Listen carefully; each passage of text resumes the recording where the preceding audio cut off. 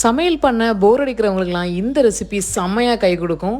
ஒரு simple white rice கூட இந்த பீக்கிங்க பருப்பு கூட்டு வச்சு நீங்கள் ஒரு ஊறுகாய் வச்சு சாப்பிட்டீங்கன்னா அட்டகாசமாக இருக்கும். இந்த டிஷ் பண்ணுறதுக்கு 2 பீக்கிங்காக நான் எடுத்திருக்கேன். இதை நல்ல தோலை நீக்கிட்டு பெரிய பெரிய சைஸ் தான் கட் பண்ணி எடுத்து வச்சுக்கோங்க. மசாலாவுக்கு காஞ்ச மிளகாய், ஜீரகம், சின்ன வெங்காயத்தை நல்லா நச்சு எடுத்து வச்சுக்கோங்க. ஒரு பேனில் கோகோனட் ஆயில் ஆட் பண்ணிவிட்டு கடுகு, ஜீரகம், சின்ன வெங்காயம், கருவேப்பிலை போட்டு நல்லா தாளிச்சுக்கோங்க.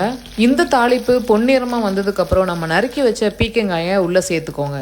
எண்ணெயில ஒரு கிளறிட்டு 1 கப் தண்ணி ஆட் பண்ணி உப்பு சேர்த்து மூடி போட்டு ஒரு 15 நிமிஷம் இந்த பீக்கங்காய் நல்ல குக் ஆகட்டும். அதுக்குள்ள இந்த பீக்கங்காய் கூட்டுக்கு தேவையான பருப்பை பாயில் பண்ணி எடுத்து ஒரு சைட்ல வச்சிருங்க.